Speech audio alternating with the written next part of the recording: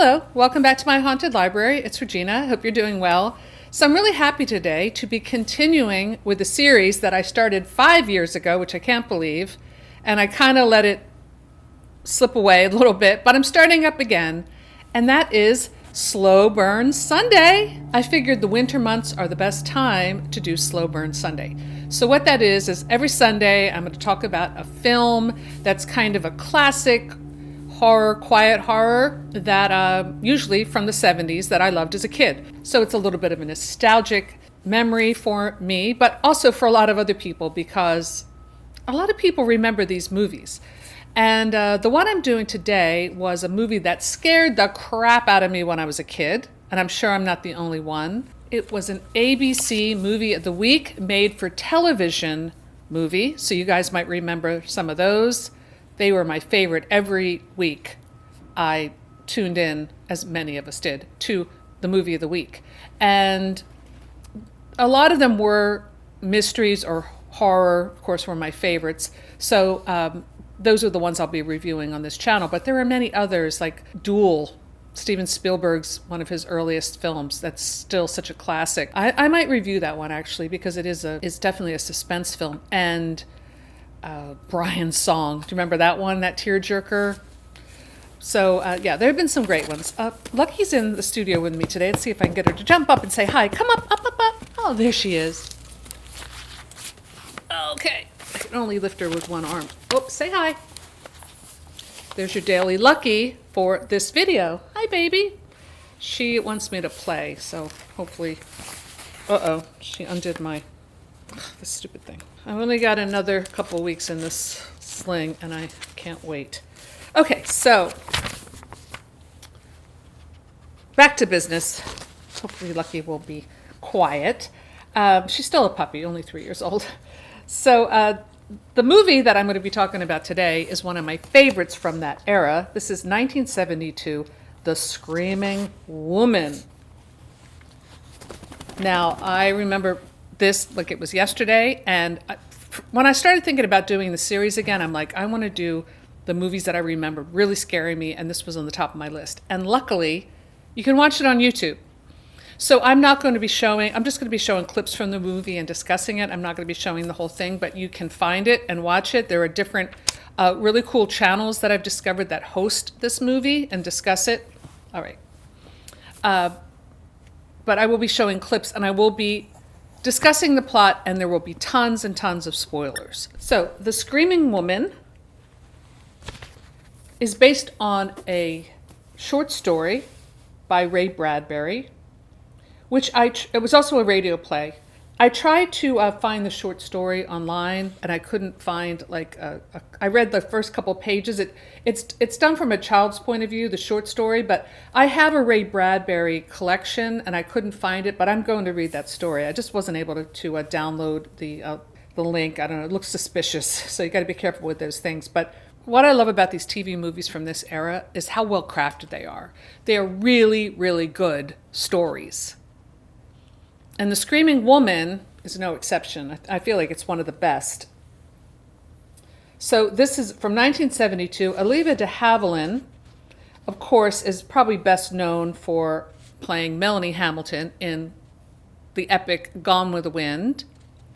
And she lived to be 104 years old. She only died recently. She lived in Paris. In fact, I have a book written by her that Joe got me a couple years ago for Christmas, and it's called Every Frenchman Has One by Olivia de Havilland. And it's kind of like, how she lived in Paris, and she gives like tips, and this was written probably in the 50s or 60s, let me see, 1961. In this book, you'll find out how does a girl look sexy without looking sexy, like tips like this, how to be like a French woman. What must you tell a French doctor? Do you eat a crepe or wear it? Where do you keep your bathtub, and what does every Frenchman have one of? The answers, some wicked, all astonishing, are inside this book. So you get the idea of what kind of woman she was. Very sophisticated. She was very good friends with Bette Davis. In fact, they were like best friends. They starred in Hush Hush Sweet Charlotte together when Joan Crawford quit. Wouldn't you love to see the footage of Joan Crawford? Because they shot a lot of it before she left, and I would have just loved to have seen that. It's got to be in the vault somewhere. But this movie of the week is made when Olivia de Havilland is much older than her, Hollywood heyday. So she's probably about, late 50s, maybe 60 years old in this movie. She's a little plump, but she still has that beautiful face and that gorgeous complexion that we remember from Gone with the Wind and The Heiress and My Cousin Rachel. It's another great film of hers because sometimes she played the mousy girl, like Melanie, although she's so beautiful, but yeah, she's supposed to be a little mousy, or The Heiress, but she is the femme fatale in My Cousin Rachel, and that's my favorite version of that film, or that book. My favorite adaptation, I should say. So, but we also have some other great actors in this, and this is what a lot of these TV movies you see, older actors, they call it the Grande Dame Gagnole, older actresses mostly, but also actors who are playing roles in these television dramas. Now, at the time, now television, a lot of mainstream actors, like television is where everyone wants to be now because it's where the big paychecks are. But there was a time, like even in the 70s, when you were kind of considered washed up if you're doing television, and especially if you're doing soap operas. But that doesn't stop a professional like Olivia de Havilland or Joseph Cotten, who's also in this, or Walter Pidgeon. These are pros, and you can tell from watching this. In fact, Olivia de Havilland, for her age and her plumpness, I'm not saying she's fat, she's just, she's pleasantly plump. She's running throughout this entire movie, upstairs. Like, there's no body double. She is running in her nightgown, in her little cute 70s outfit. I just love it. Okay, it also features a score by John Williams, of course, who did Jaws and all these other famous scores. Didn't he do Star Wars too? I should know that. I'm not a Star Wars fan, but I'm pretty sure. And this was his last, it says on my notes here from Wikipedia, his last TV score. So lucky us that we get to experience it. The music is great. So basically the plot is this. De Havilland plays Laura Wynant, a wealthy former mental patient who has traveled to her country estate to recuperate. While there, she discovers, when hearing faint calls for help, that a woman has been buried on her property. So this is very, very gothic. And even though most of it takes place in broad daylight, it looks like it was shot in sunny California, so it does have that feel. Most of these TV movies of the week were shot in sunny California. But it's definitely gothic in tone. Really gothic in tone. I'm just going to call her Laura. So it starts with Laura, who is returning to her estate. Her son is there, his really bitchy wife. I remember this actress from Rich Man, Poor Man.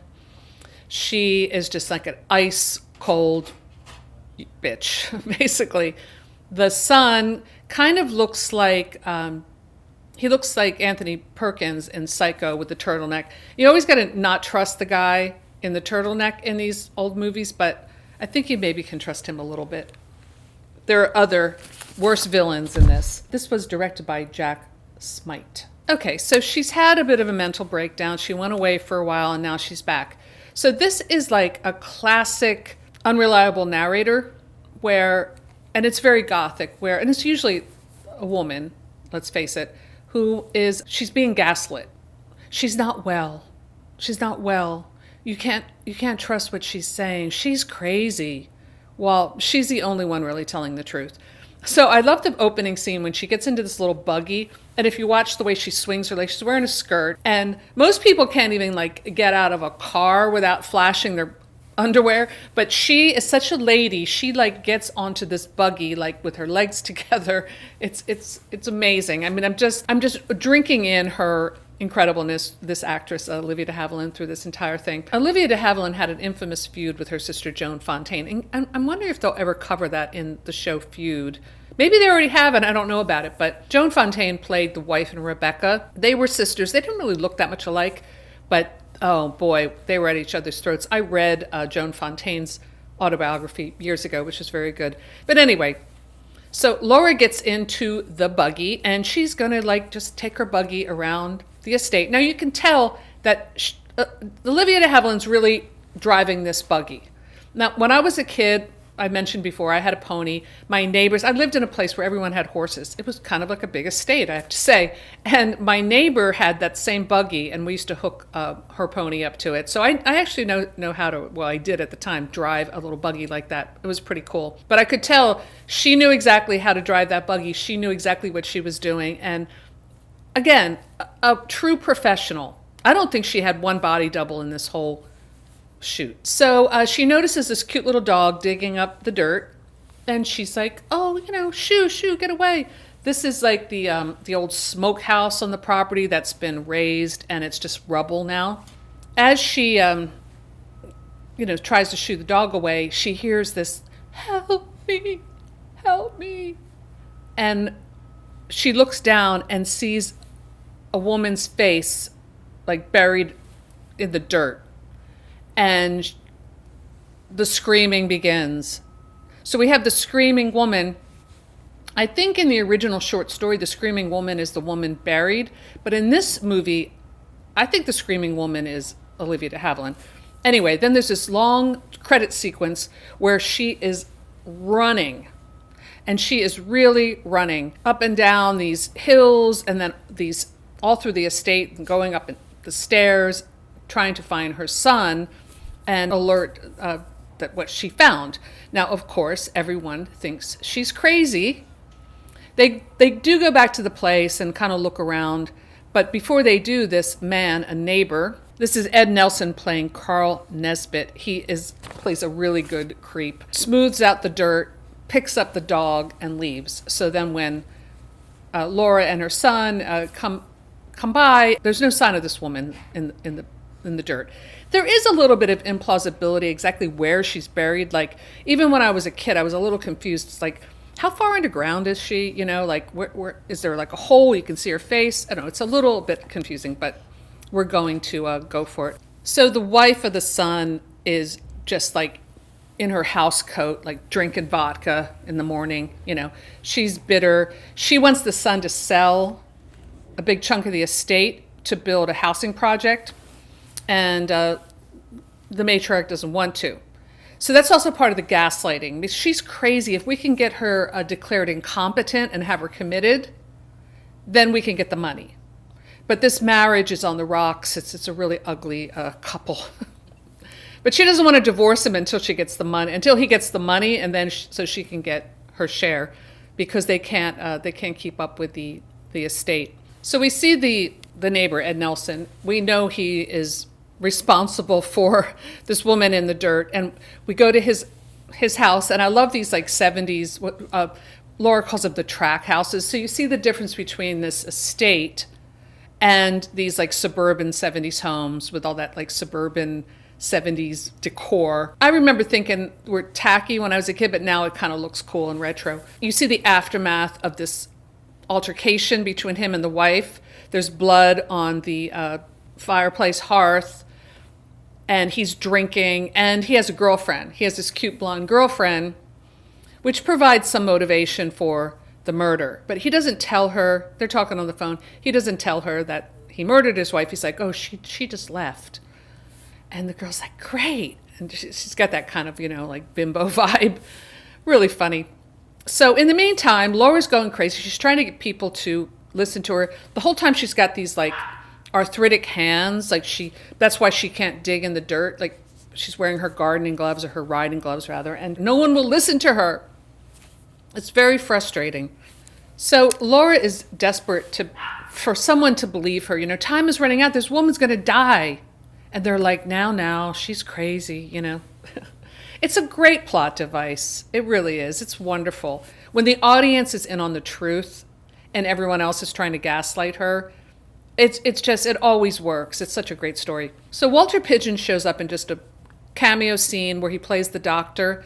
And I really thought that was well done, because he's on Laura's side. He's like a friend of hers. He's known her, for a long time.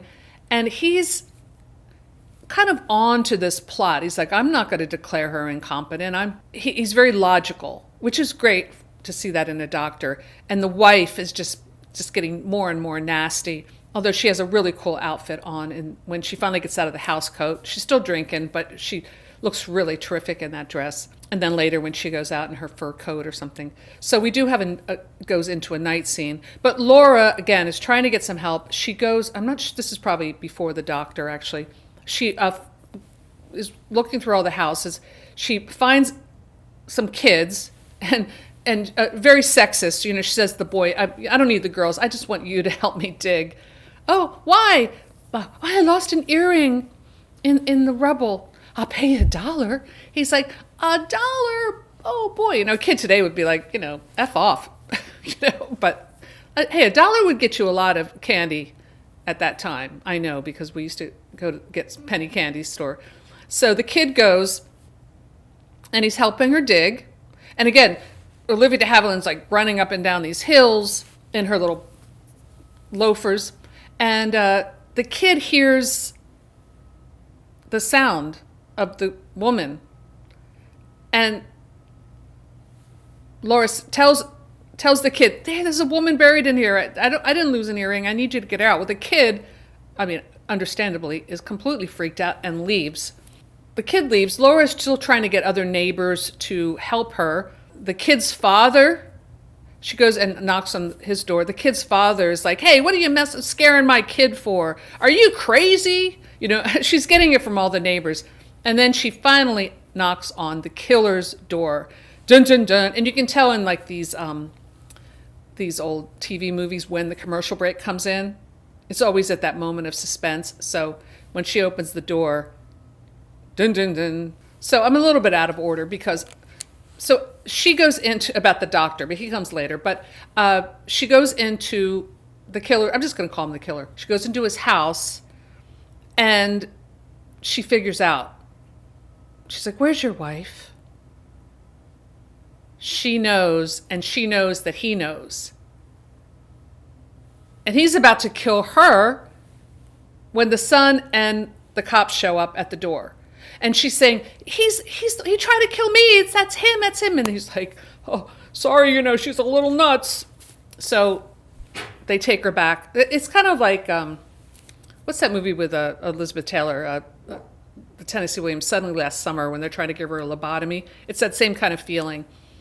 So that's when the doctor shows up. Sorry, he gives her the set, or maybe there's two scenes with the doctor. I'm sorry, I don't really quite recall. But the doctor shows up and gives her the sedative. I love how in all these movies they always give you the sedative. And Olivia de Havilland is laying in her wonderful peignoir, that wonderful turquoise nylon with the big sleeves. And nightfall comes. The wife is going out in the town without the husband, you know, the bitchy wife, and probably, you know, meeting some guy.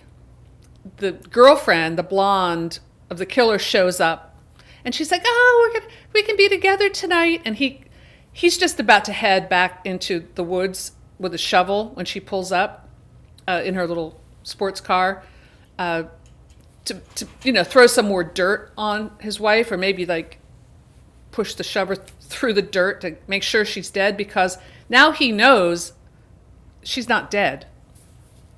He's got to go back and take care of that, except now the girlfriend shows up. So now Laura wakes up in the middle of the night. The sedative didn't quite take, and the doctor said it might not. She's got her beautiful nightgown on, and she's determined now to help this woman. And I just love her determination and the fact that she's not going to let these people hold her down. She's the matriarch of this estate, after all. So she slips out the back door and she goes into the garage. And this is funny because, like I said, Olivia de Havilland is such a trooper, because in this shot you see there's a raccoon kind of in the scene, like this raccoon kind of popped out. And you see Olivia de Havilland like notice the raccoon, but she doesn't break, she doesn't cut or anything, she doesn't break the scene, she just keeps going. They don't reshoot it, so it's really kind of wild. And of course these films were done on a pretty low budget, so they're not going to have someone wrangle the raccoon, just keep going. So, and it kind of works in the scene anyway. She goes to the garage, grabs a spade, and runs a flashlight, and runs back into the woods to help this woman. Despite her arthritic hand, she's going to do it. The killer sends the girlfriend. He gets into a fight with her, and sends her off. And now he goes back to his garage and picks up his shovel. He's like, okay, I'm going to take care of this. He doesn't know that Laura's there, digging the woman out. So as she's digging, the woman's like, help me. You just see her face. And the killer comes up. He sees Laura there, like desperate. Sorry, I can't do this. It hurts my shoulder, but I'll do it with one hand. Desperately digging. And in a really scary moment, and this is the part of I'm going to show you the clip. This is the part of the film that really messed with my head, scared the crap out of me, is he's sneaking up with the shovel, ready to hit Laura with it. He's ready to kill again, when all of a sudden the hand comes out of the dirt, and kind of like that Carrie moment that we love so much. I can't do this because of my arm, but grabs onto Laura's wrist. And even though she desperately was trying to get her out, she just starts to scream. You would too. And this woman just comes out of the ground like naked and just covered with dirt. Maybe she has, I think she might have a slip on. She's not completely naked, but she's just like covered in dirt, and she's grabbing onto her arm and going, ah! Let's look at that clip.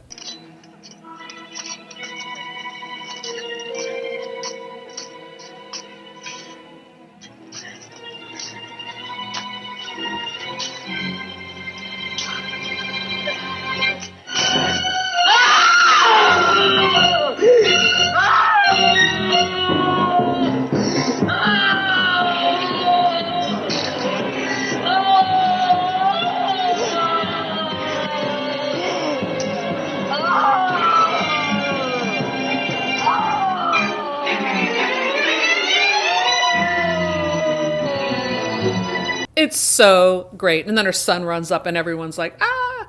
And because the wife popped out of the dirt, the husband, the killer, is so freaked out, he freezes and doesn't kill Laura. So we have this wonderful classic ending where the cops show up, the wife is loaded into the ambulance, she's still alive, we have every belief that she will be okay. The husband is arrested, the killer, and the bitchy wife shows up and she wanted to, oh, that's right, before she said, in this state, a wife can get her mother-in-law committed, So the son comes up and says, ha ha, your plan's not going to work. I'm going to divorce you anyway. And she's just like, how dare you? So we have this wonderful shot at the end where Laura's in the police cruiser and she's smiling. She has her dignity back and her strength and the truth about what happened, and she saved this woman's life. And there's this wonderful 70s freeze frame on her beautiful, beautiful face. And that is the end of The Screaming Woman. And I absolutely loved it. And I hope that you, if you haven't seen it, you will watch it on YouTube and write in the comments if you enjoyed it as much as I did. Or if you've seen it before and you just want to revisit it again, I would love to hear your thoughts.